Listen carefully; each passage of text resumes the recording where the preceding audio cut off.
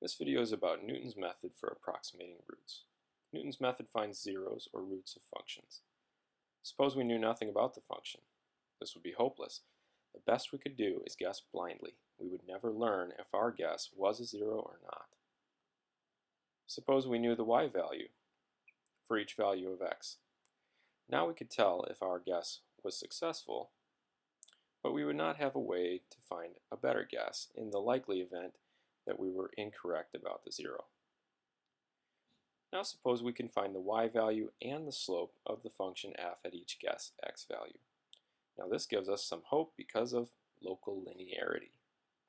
Now you'll recall that local linearity means that f of x resembles its tangent line near the point of tangency, or the behavior of f can be summarized by the behavior of the tangent line.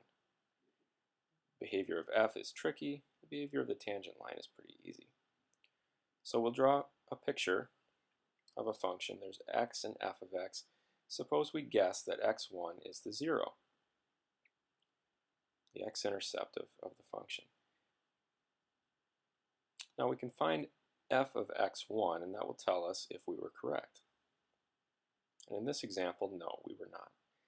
So f of x1 is not equal to 0, that means we were wrong. Now find f prime of x1.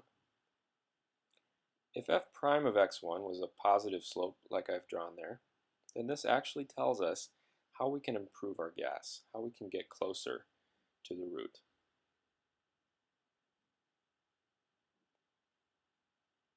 So we want to find a better guess.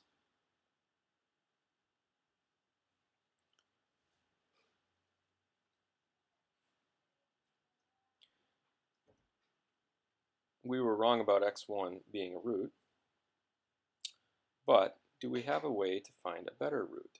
Do we have a way to improve our guess? Do you expect to find the root to the right or to the left of x1?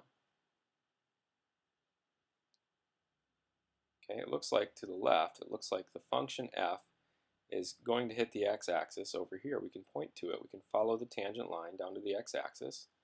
And that's what Newton's method does. It finds a better guess by following the tangent line down to the x-axis. Now we need to calculate the location of x2. Now we know the slope. We know f prime of x1. And we know this vertical distance here, which is f of x1. We also know this horizontal distance, x1 minus x2. Now Newton's method operates using a principle about this slope. We can improve our guess by writing down the equation of the slope. We note that the equation slope equals rise over run includes quantities we know. F prime of x1 equals f of x1 over the run, which is x1 minus x2. We know all of these values, and we can solve for x2. So x1 minus x2 is f of x1 over f prime of x1. And we can solve that for x2. It equals x1 minus f of x1 over f prime of x1. If we improve that guess, again, we can get x3. x3 is just x2 minus f of x2 over f prime of x2. And in general, we can find xn plus 1 equals xn minus f of xn over f prime of xn.